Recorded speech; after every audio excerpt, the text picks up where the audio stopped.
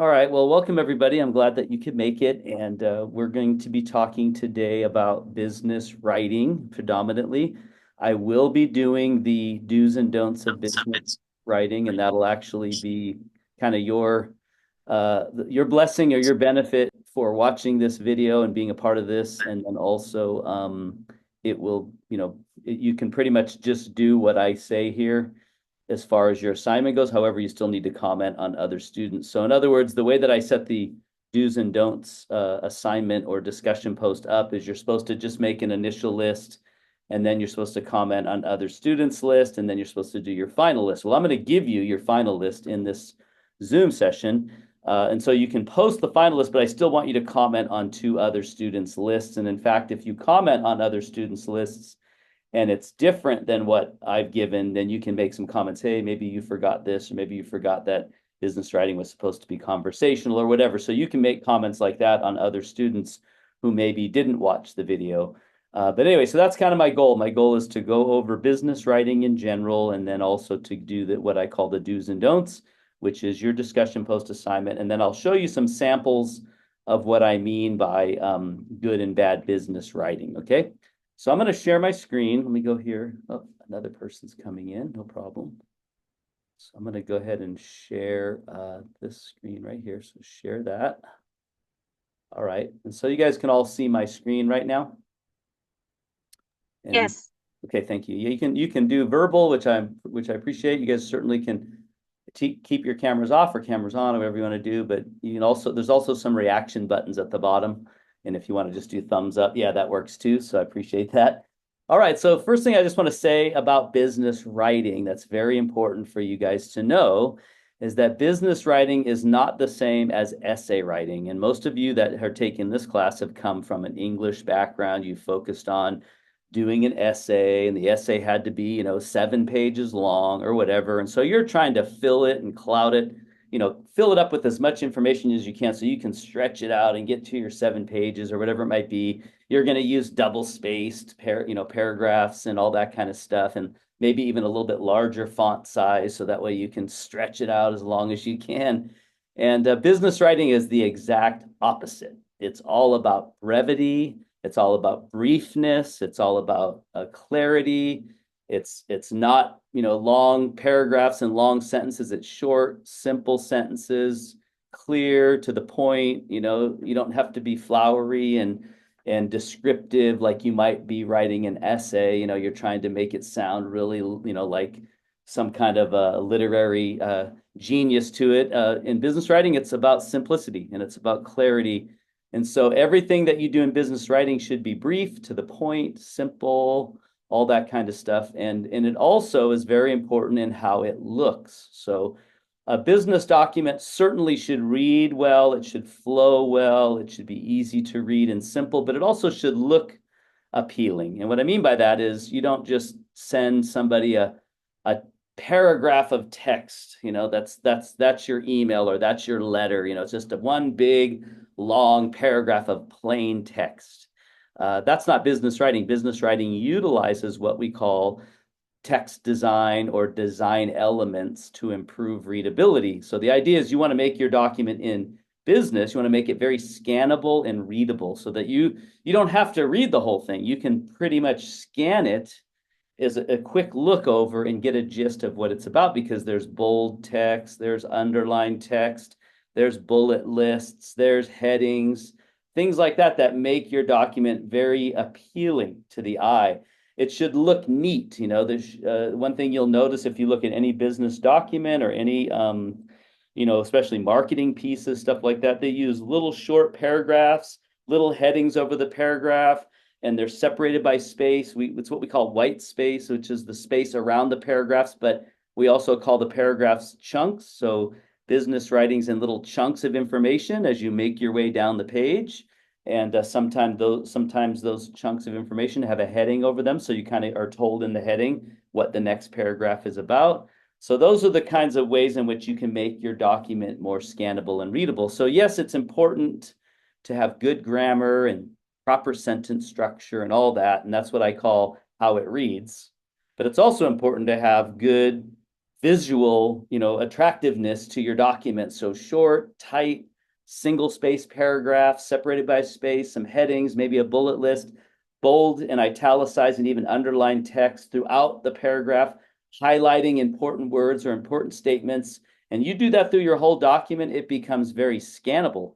And then somebody can look at it and go, okay, I can scan each paragraph. I can read the heading. I know what it's about. I can see the important phrase that's in here because they made it bold. And they don't have to necessarily read it verbatim every word. Now, if you send me a big paragraph of text and the whole page is just one wall of text with no text design whatsoever, no separation between the paragraphs, I have to read it. The only way I'm ever going to know what it's about is I have to read the whole thing. And that's very laborious for busy business people. So you want to really stand out as a good communicator in writing is you want your document obviously to be clear, simple, to the point, not flowery, not wordy, but also that it looks really presentable and makes it easy for them to scan. So that's kind of the goal of business writing. So I'm really going to emphasize that a lot in the documents that you'll be creating. Not only are they formatted correctly like a letter or an email or a memo, but also that they used text design to improve the readability, that they're clear, simple sentences, that they're brief. And just so you know, every single writing assignment in this class really should not be more than 1 page. So if you're going into 2 pages, then you need to edit it down. It should be able to be handled in 1 page or less. In fact, some of these are only a half page. But even if it's a half page, even if it's a memo or a letter, it should be centered in the page, not all crowded to the top or bottom. So make sure you do that as well. But I'll go over all that. So that's really what the business writing guidelines are, and that's kind of what I'm going to go over with you in this Zoom session. So I'm going to basically fill out the sheet that you see in front of you, the do's and don'ts, and then I'm going to show you some samples of what I mean by good business documents and not good business documents. Okay. So starting off with, first off, how does it read? We're going to give you a do. So what is a do and how it reads, if I can do this correctly, is, I thought it was Command Y. Let's see, Command Z. There we go. So the very first thing that you need to know about business writing is it's basically conversational in its tone. So it shouldn't sound too formal. Sometimes students it's a business document. It needs to sound very official and very formal. And you don't want to be too slang. You don't want to be too, you don't want to use a bunch of emojis and shorthand and all that kind of stuff. That would be too informal.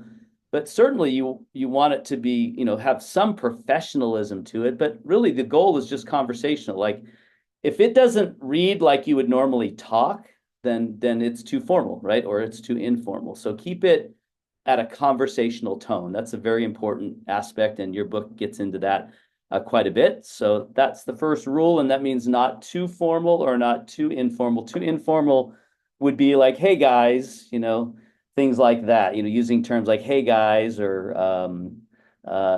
using, like I said, shorthand, later, LR, later, or LAR, L8R, later, things like that, emojis or shorthand or things that you would do when you're texting. You wouldn't want to do that. That's too informal, but you also don't want to use phrases like please be advised, and the remuneration of the day is to submit your by the following dates, and the way that you can word it sounds formal. So what I would do when you're done with your document, just give it to somebody that and say, how does this sound? Is it easy to read? Does it make sense? And is it conversational? So that's the first thing. Second one is positive. So one thing about business documents is, sometimes you have to deliver negative news, bad news, or whatever. So you want to always keep everything you do positive. You don't want to come across harsh or negative or what you can't do. Never focus on what you can't do. Well, we're sorry, we cannot send you your refund, or we cannot send you what you've requested, or whatever. You can be very harsh and very rude. So the idea is not to focus on what you can't do, but focus on what you can do. Unfortunately, at the time, we were unable to send you the brochure. However, we have this other brochure that we can send you, or however, we've included this instead. So you're redirecting, right? You're not focusing on the negative. In fact, I think one of the sentences on the exam that you had to do was a positive one, and it was something about the construction was at a halt because the soil was soggy and they couldn't pour the footings, and the idea was to make it positive, right? So if you read that sentence as it is, it's very negative. It's like, we can't do it right now because everything's soggy and it's too wet and you have to wait. But you can make it positive. You can say, hey, construction is going to start soon. Is once the soil's dry, we're going to get started, right? I took the same concept and I just made it positive. And that's the same thing that you need to do in business writing is you should focus on what you can do and not emphasize what you cannot do, right? So even if you have to say no, you can always redirect them to something more positive, something that you can do. We unfortunately we're out of stock on that item. However, we can suggest this item, and that's a way to make it positive.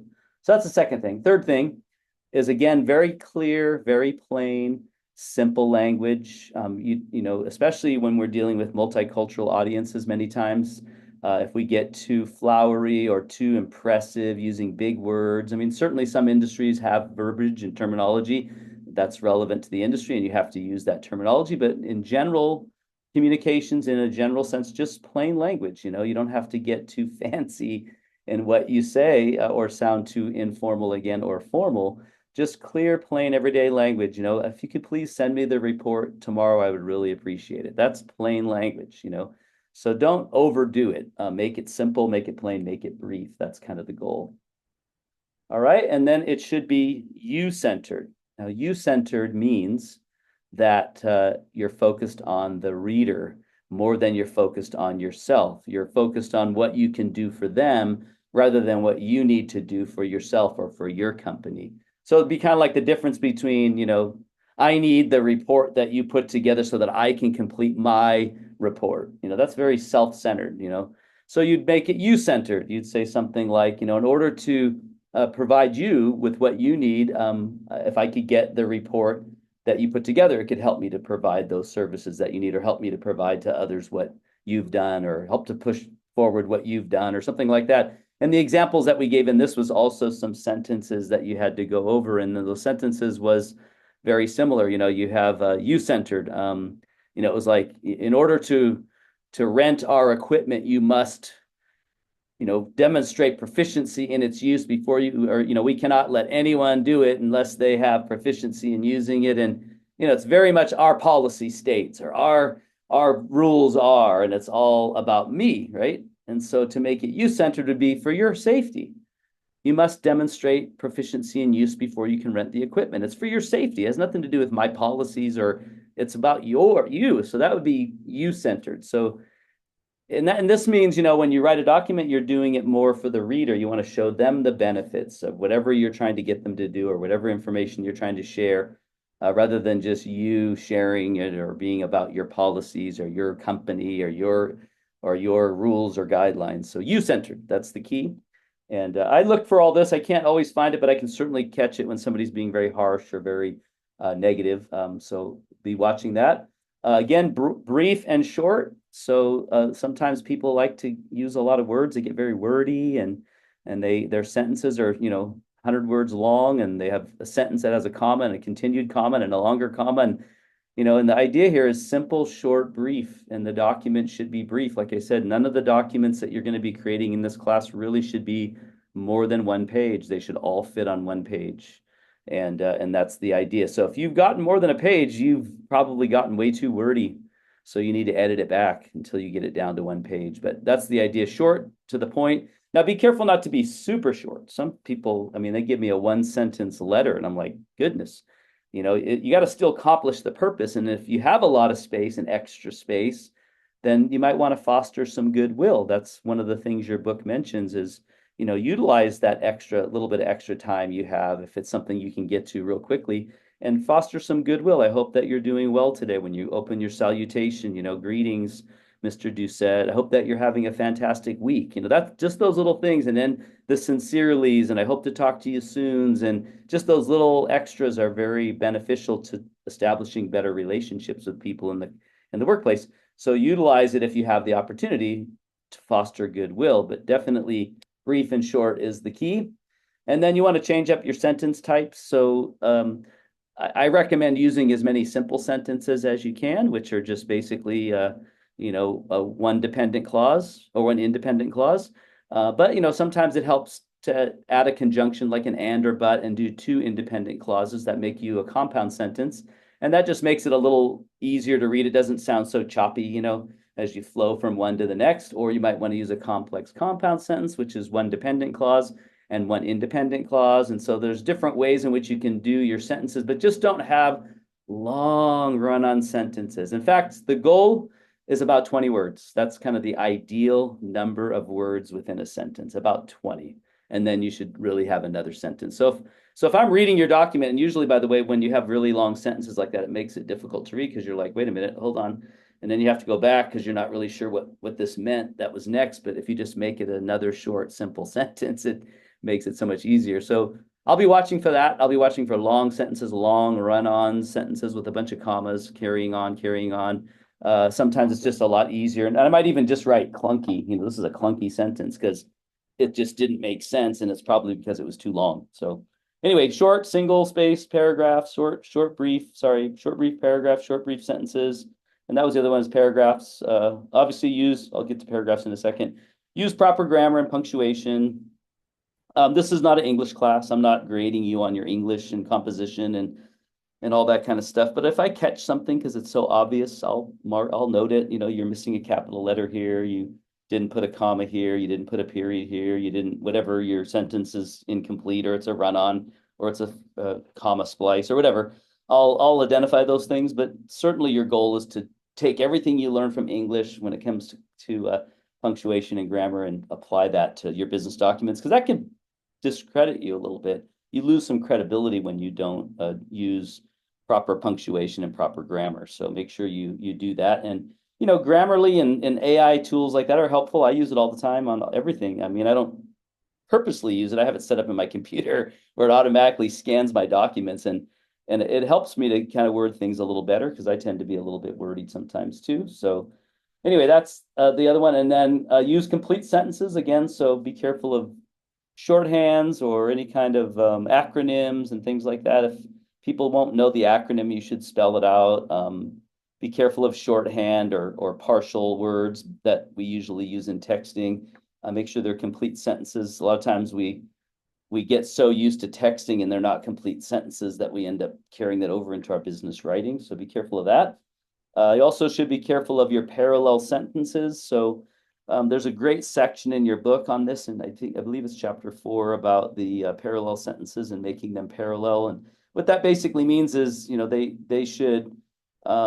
they should all kind of flow together. I think the example you had was in another sentence, but it was something like Alma Cervantes was the director of the East Coast branch, and she will now supervise the East Coast operations or whatever. And there was 2 sentences, and they were, one of them, the first one was in a certain order, and then the second one was in a complete different order. And to make it parallel, you would just make both parts of the sentence the same order. And it was name, branch, and division. Name, branch, and division. That's all you needed to do to make it parallel. There was another one that was something about searching and referencing and then linking or something like that, linking cross-references. And they were all in parallel except the last one. It says, and cross-references must be linked. Well, in order to make it parallel, you need to just say, and link cross-references, because the first one was search, and the second one was keep, and then the third one was link. So it's all verbs. So that's the idea of making your sentences parallel. And there's a great amount of content in your book to talk about that. And then, of course, your proper structure. Every document should have structure. It should be, intro, body, conclusion. So you should have some kind of intro in every letter. You should have some kind of body, and that could be multiple paragraphs, and then some kind of conclusion.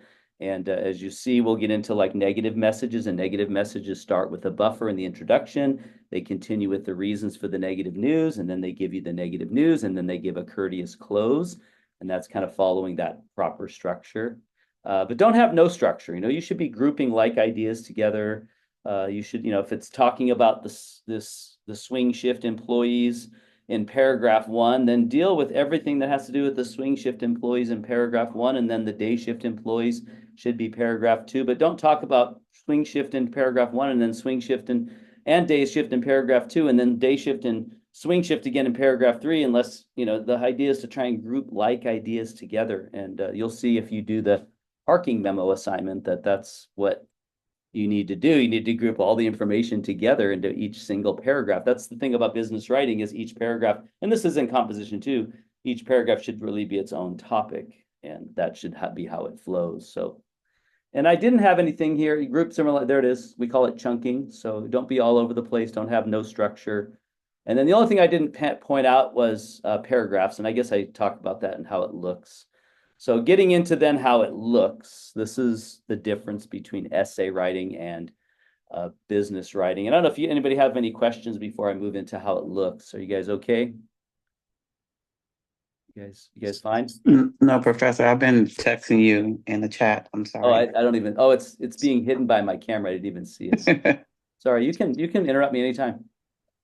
Go Well, I ahead. was asking, are you giving us a scenario do we have to, like on the exam, do we have to write our own scenario, or are you just giving us different prompts to rewrite in the essay? All I'm asking you to do is make a list. I mean, I'm basically doing it for you right now. You you Okay. you can take my list and you can I'll be right back, okay? you could submit this list as your discussion post. And if, like I said, I don't know if you came in after I had made the announcement, but I said, if you take what I'm giving you right here and you're listening to me and then you submit this, then you don't have to submit anything else other than you do need to comment on other students' lists. And if they don't do the same list as you're doing here, because I'm giving it to you, that means they didn't probably watch my video. And therefore, they're making their own list, and chances are they're not going to get it right. So you have a And chance. so we need to comment this Yeah, so you can list. comment on theirs Okay. and say, hey, it looks like maybe you forgot, whatever. So Okay. yeah, so that'd be the idea. But yeah. So you don't have to make a new list and don't have to even edit my list. You can give my list. And Oh, that okay. that way I know that you watched the video. So Okay. I've been here the whole time, so okay. All right, no worries. Okay. All right, so I'm going to continue on then, how it looks. So very important, and I'm looking for all this. This is where I nail most people, just so you know. How it looks, it should be single space paragraphs. In fact, everything in business writing is single spaced, everything, except a memo title block. And I'll deal with that when we get to memos, and you'll see that. But everything else is single spaced. Your signature block at the bottom, single space. The address blocks on a letter, single space. Your paragraphs, single spaced. Everything is single spaced, but it's little chunks, right? So one paragraph is a little chunk of information, then there's a space, and then there's another chunk of information for paragraph number two. And that makes it very easy for your eye to look at the paragraph. You can almost scan it with your eye. And especially if you put little highlights in there, like bold or italicized or underlined text, it makes your eye grab it right in that little short paragraph. And I'm able to get the gist in just a few seconds of what each paragraph is about. Versus you give me a big long paragraph and I'm like, oh goodness, now I have to read it because I can't grab anything. My eye doesn't grab anything that's too long. So single space paragraphs only, double space. And here's the key. The next one is okay, again, single space paragraphs, never all one paragraph. So let me go back up one here. I'm going to go back one here. Go back. I keep going ahead. Sorry. I'm not going to go back. I'm just going to stay right here. Notice the second bullet point, short paragraph separated by a space. So yes, single space paragraphs, short paragraphs, never all one paragraph. So even if you have a short document that's literally like 4 sentences long, right? Very short little paragraph, make it two paragraphs. It's just a lot easier to read. The shorter the paragraphs, the easier to read. So give me a short little paragraph, short little paragraph. Don't ever give me all one paragraph. And there should always be a separation between the salutation, which is the Dear Eric Doucette or whatever you're writing, and then the closing greeting, which is usually sincerely. And there should be spaces between that and then, of course, the actual body of the text. So that is the idea, is you should be single space paragraphs only, short paragraphs. And what do I mean by short? 8 lines max. So what does that mean? 8 lines. Well, if you count the lines, it should be no more than 8 max. Now that doesn't mean they all have to be 8 lines. They should be less if it's a short document. If it's a long report, I don't want to see 10-line paragraphs, 8-line paragraphs, 8-line paragraphs all the way through. And anything shorter than that can be shorter paragraphs. So if you look at your list right here, starting under the do's, it says conversational tone. So that's 1 line, positive focus. That's 2 lines, clear and plain. That's 3 lines, you-centered 4, brief 5, change up sentence type 6, simple and compound sentences 7, use proper grammar and punctuations 8. That's it. That's the max that a paragraph should be, 8 lines. Now that's a suggestion in your book. It's a law in my class. 8 lines or less, and I prefer less if it's going to be in a short document. Don't just do an 8-line paragraph and call it document, break it into two 4-line comment paragraphs. Of course, based on the content and everything else, sometimes you'll have a 6-line and a 2-line. Sometimes you'll have a 2-line and a 4-line and a 2-line, whatever works with the content. But don't give me 10-line paragraphs. Make them 8 max, but even less on short documents. And then proper formatting. And then notice I said also I have it yellowed and bolded, no indents. So for some reason in essay writing, everybody likes to indent the first line of the paragraph, right? You indent in. Business writing doesn't use indents. It's not an essay. It's a business document. So it should be left justified completely on all lines. No tabbing in. The only time it tabs in is if you use a bullet point. That would be it. Or if you have a separate something that you need to tab the whole thing in, maybe a quote or something, that's fine. But never the first line of the paragraph. So I'll be identifying that. Next one, proper formatting. So I'm very much a stickler on this, and I'll be showing you in this class how to format a letter, how to format an email, and there is a formatting to an email, and then how to format a memo. And the only one that uses double spaced is a memo title block, which is where you have date, to, from, and subject. That's double spaced. It has its own look to it. It should say memorandum across the top, etc. And there's a lot of samples in your book, and there's also samples I will give you on what a memo should look like. And there is no signature block on a memo either. There's no sincerely Eric Doucette or any kind of reference to who sent it, because it's referenced in the title block who sent it. So anyway, and then again, that includes margins, title, and signature block predominantly when it comes to the proper formatting. And each document you guys learn about, you will be learning how to do that particular kind of document. I give you samples and everything. So, all right, next one. Let's see if I can get there. Oops. Okay, font size. Be very careful. You're trying to stretch it out in essay writing, so you went up to 13 or 14. In business writing, however, it should be 10 to 12. That's your goal. So if it's a long document, you're trying to get it on one page, you can go down to a 10. If it's a short document, you're trying to get it to stretch out a little bit so that it looks neat, you can go up to 12. But that's pretty much the goal. It should be 10 to 12 font size. Now, some of your headings might be a little larger depending on if they're a centered heading or whatever. That's fine. Usually if it's just a heading, kind of like I have here where it says do's and don'ts, they're the same size font, but I bolded them and underlined them to make them stand out. But 10 to 12 is your size goal. Use headings. Very much a way to make your document super scannable is if you can put a heading over every paragraph, and then I'm looking at the headings, and then I'm reading the highlighted areas or the bolded areas within the paragraph. I already know what the paragraph's about. I don't need, and especially if it's a date, like maybe there's a meeting and you make it bold and the date and time is bold. I know that it's a meeting and it's at that date and time, right? So I don't need to sit there and diligently read the entire document. I can scan it because it has headings and it makes it very easy. And then I may catch something like, oh, wait a minute, that's something that interests me or something I need to know. And then I might read more detailed, but I can scan it. And that's the idea. Busy business people will love you if you can learn to write in such a way that they can scan the document. And I'm that way. I'm very much like, I don't want to read it. I want to scan it. And if I scan it and I like what I read, I might read it in more depth. But for the most part, I just scan things, and that's how I get by. So I think it's a very important characteristic. If you can develop that well and make your documents scannable, people will appreciate it. They'll be like, oh, goodness, other people are sending me these emails and I got to read them. And then they get one from you and they're like, oh, I'm so glad that Draven did their, I don't never dread getting an email from Draven because they lay it out so nice and it's so clean, it's so easy to read, and you're going to stand out if you do that. And then, of course, you should use bullet lists. So another way to make a paragraph of text simple is to put it in a list and make it a bullet list, especially if it's a list of things, questions, a list of things that need to be done. You have a comma, comma, comma, comma in a paragraph, the chance or sentence, chances are that would make a nice list.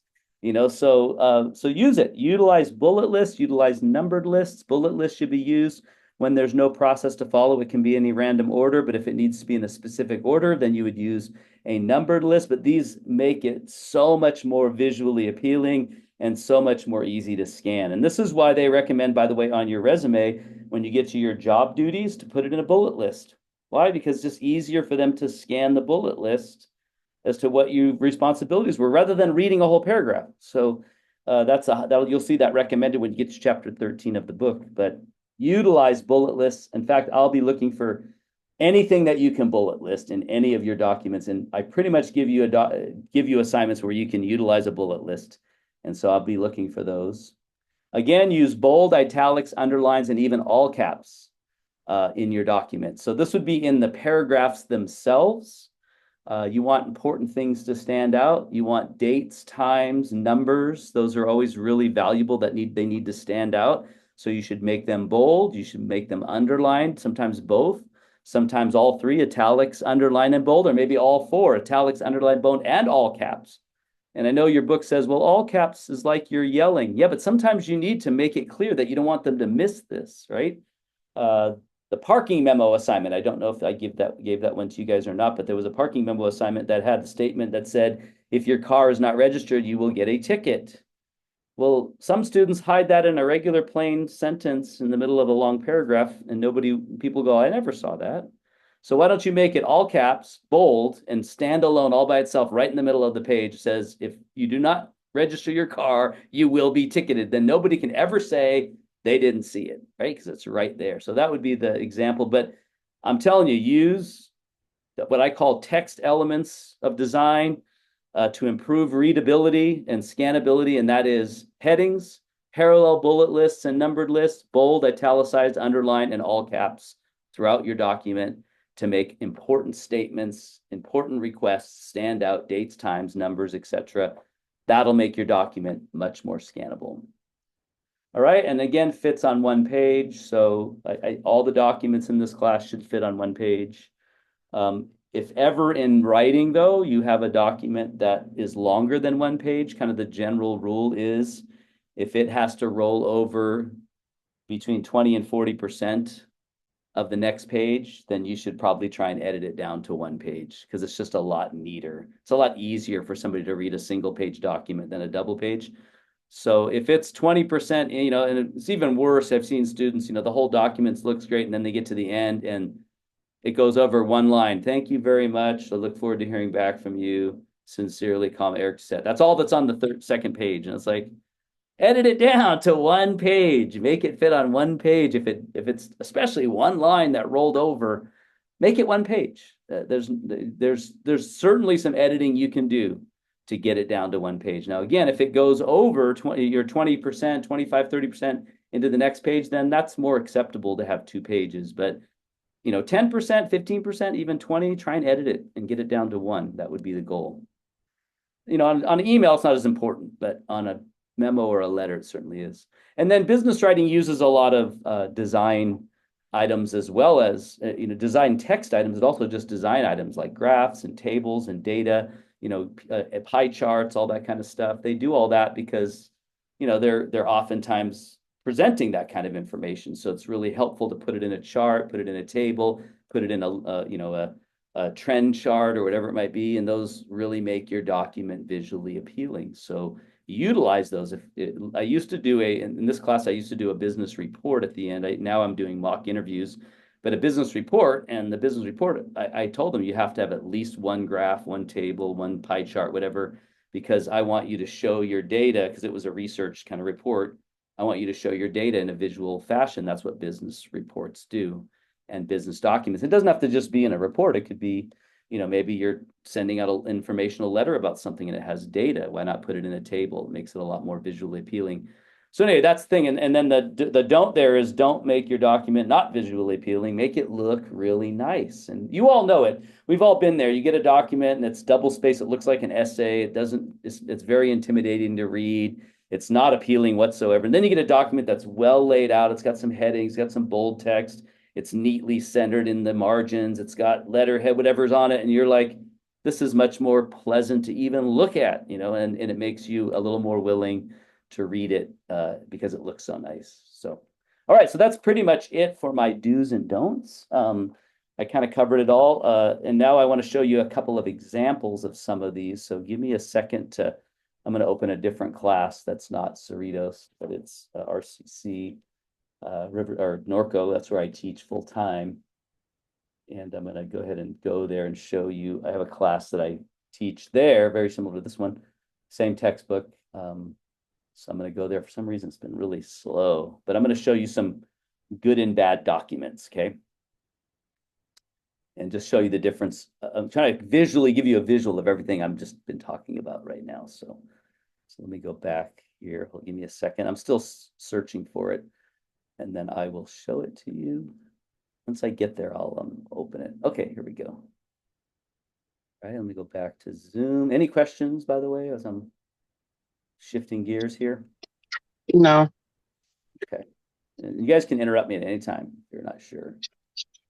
So, all right. So can you guys see my screen now? Does it say in class 925 on it?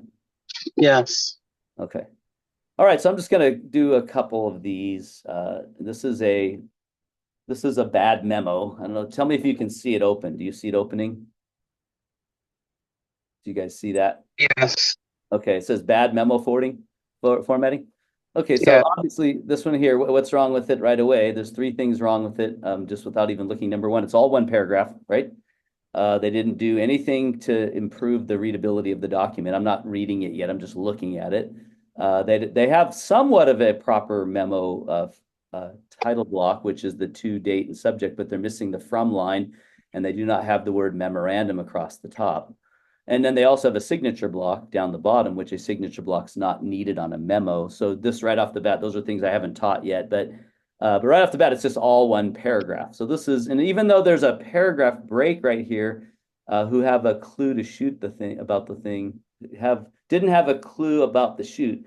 It ends right there, but then there's no space, right? So it's got this just one big paragraph. So this guy's going to get written up quite a bit on just how it looks, and I didn't look at how it read yet. So anyway, I'm more focused on how it looks right now, because the reading part's going to take too long.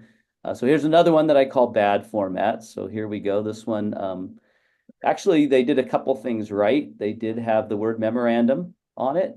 They did have the full signature block, but the from line and the date line are tabbed over too far. They should all be lined up with each other.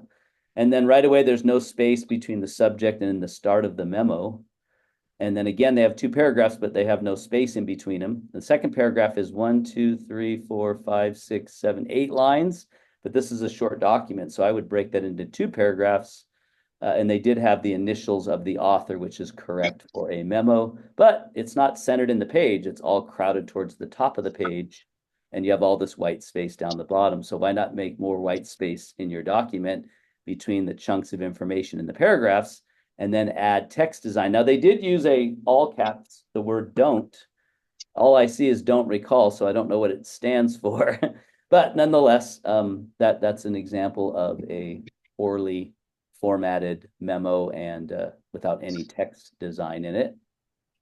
All right, let's do another one. This one's probably going to be, so that one's very similar. That looks like the same one we already looked at.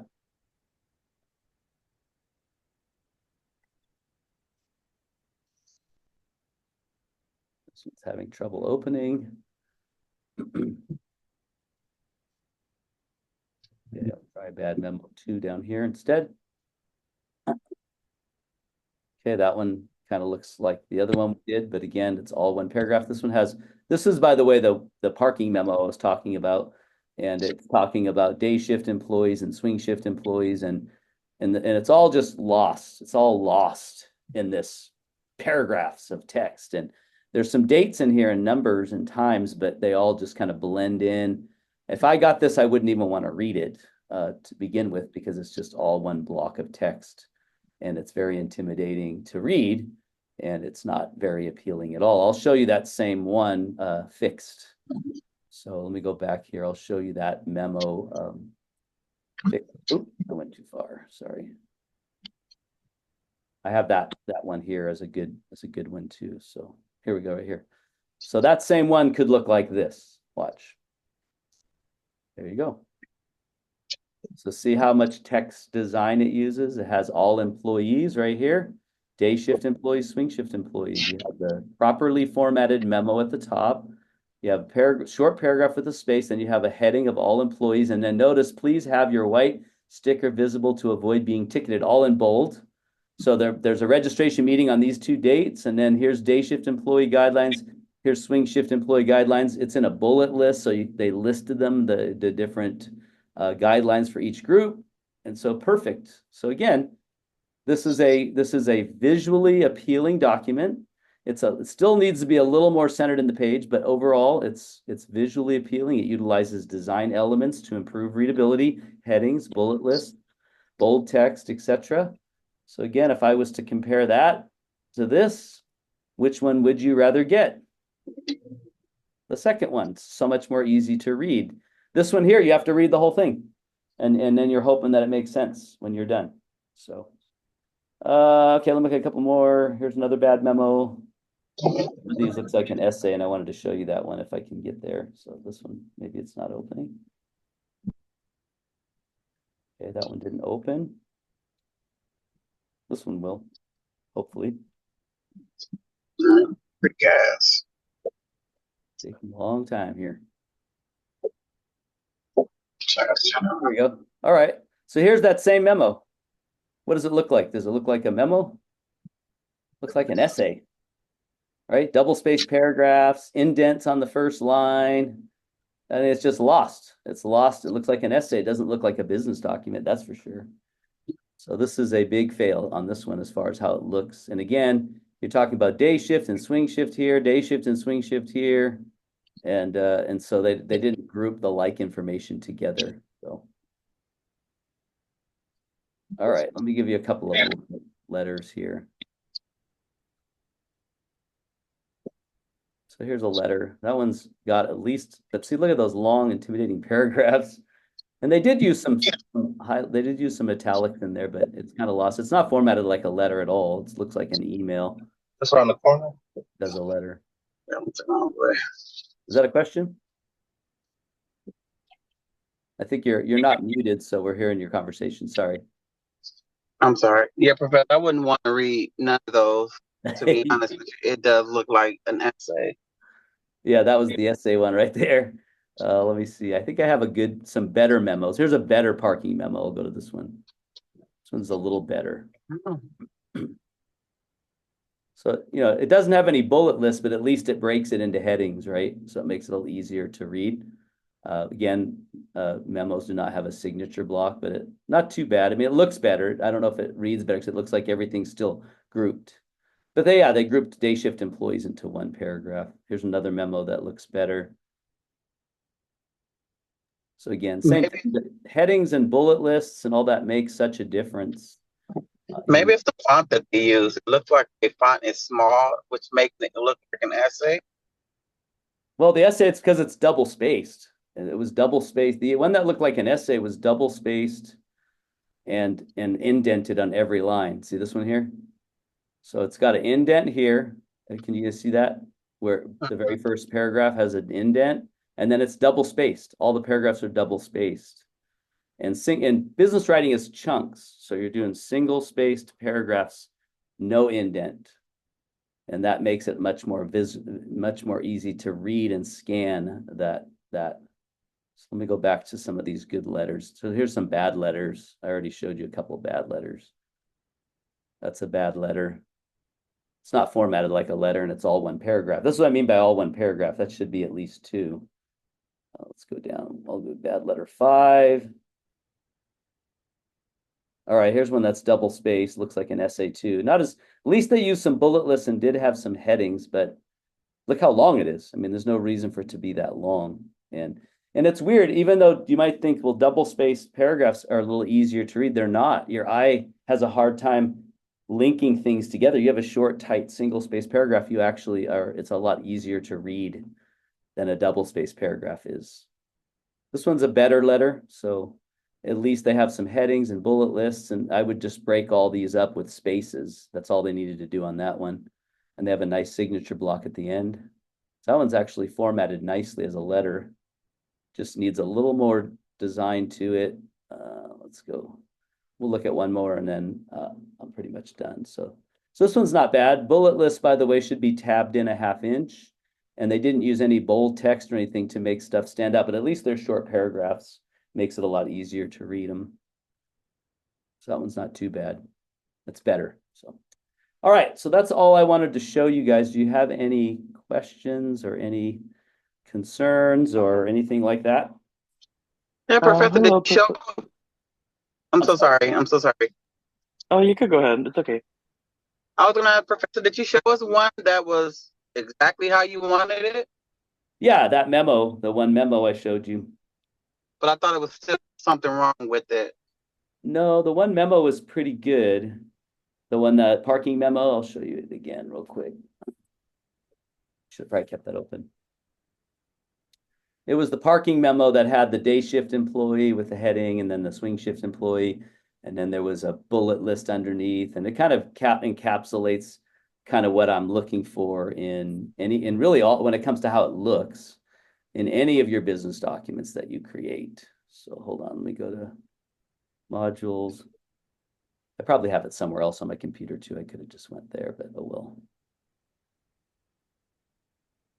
So I'll come down here to, you guys can't see what I'm doing, but here we go, parking memo. Let me share my screen again once that comes up. I close this, and I'm going to share my screen. Yeah, I think all the Zoom meetings are uploaded. What's that? No, someone was asking a question about the meetings, the Yeah, Zoom so meetings. this is, Are you going to upload them? so see this, can you see your screen now? So this is a good memo, and this is kind of what I'm looking for in all your business writing is you utilize headings, you utilize bold text, you utilize bullet lists, you utilize underline text, you utilize all caps, and of course you format your document properly. So this is actually a really nice looking business document. And this, by the way, is a perfect example of something that you might post on a bulletin board, right? In a break room to let all the employees know of the parking guidelines. So it should be one page long, and it should be real concise and to the point and very much broken up into chunks of information, just like this is. So that way, if I'm day shift employee, I could care less about them. I'm just going to read the list on the bottom that has to do with me as a swing shift employee, right? And that's the idea. It's you're not wasting anyone's time, and you've been you-centered in the sense that you've laid it out in a way that makes it easy for them to be able to read and get the information they need. And nobody can say they didn't know that you had to have a sticker and that there was not a date to be registered because it's all bold and right there in the middle. So yeah, so that's an example. And so this may be a memo, but you could do the same thing on a letter. You can do the same thing in an email, and it doesn't matter what medium it is. It should always, you should always utilize design elements or text design to improve the readability. And you guys covered this in chapter 4. You read how can you make your document more readable, and it mentions, of course, your sentence structure and some of the things I mentioned earlier, but it also mentioned how your document looks, and it says use bullet lists, use headings, use bold text, etc. So Professor, I think you have some questions in the chat. Hello, Professor. I also had a question. sure. Can you give me some advice as well for the writing assignment that's going to be due on Sunday? Specifically, any advice for the IM exchange? I know it says that we have to create a 10 message exchange of instant message conversation between you and a reporter. Are Yes. you supposed to also be creating the reporter's responses to what you're saying as well? Yes. Oh, Yes. okay. So you're based off of that memo, that leaked memo. Mm-hmm. You can create 5 questions super easy from the reporter. And Are remember, you supposed to make it in like a negative tone from the reporter's you perspective? can. I'm not going to be grading you on that. I'm just grading on how you answered the question. So what I would Oh, okay. I would set up a question that you know you can answer well. And Mm-hmm. again, the idea here is that you're the social media expert, and so you're trying to divert. He's trying to pull the negative news, right? And what is Mm-hmm. the job of you? You're trying to present the positive news, and there's plenty of positive news, right? So yeah, they did say that they might have to cut back, but nobody said that meant firing or that meant laying off anybody. It just means they might have to make some adjustments. But look at all Mm-hmm. these great things we're doing as far as advertising and that we're going to be starting to do, some ideas that we have that will help us get better. So they may say, oh, I heard you're going to fire a bunch of people. Well, yeah, well, certainly our East Coast sales are not as good as our West Coast sales. By the way, our West Coast sales are 20% higher, right? So there's the good news. Mm-hmm. And then you can say, but we're also got a bunch of plans to do promotional things. But I would spread that out throughout the conversation. Don't do it all in one answer. But Yeah. the goal is to dig for dirt by the reporter, and Mm-hmm. then you're to answer them based off of the memo, trying to redirect them to a positive outcome. So, Okay, and then as far as like the 10 messages, would that be like 5 questions from the reporter and like 5 responses yes, from the company? Okay, yes, that's it. 5 and 5. So, okay, yep. thank you. Okay. Anyone else have questions? I can see the chat, but I'm not seeing all the questions. So, okay, is it to be written and not typed? Is that was from you too? Was that? I didn't get that question. Oh, okay, you're saying the list. Sorry. Okay, I got it. Oh, sorry. Here we go. Professor, do you have to give us a scenario? What scenario were you guys talking about? And then, No, you already answered it, okay. Professor. Okay. And then are you going to upload the Zoom session? Yes. Thank you, Professor. Thanks. Professor, going over the digital assignment as well. Okay. So Jennifer, you still have questions about that last one? Professor, I think you covered it. Okay.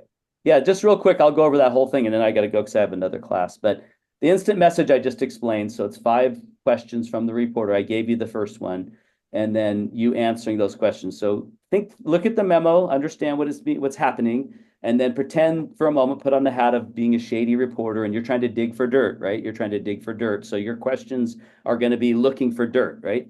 And then you, as the social media expert, your answers are going to be redirecting to the positive, redirecting to what Apple's doing, redirecting, to what to remove the negative and create the positive, right?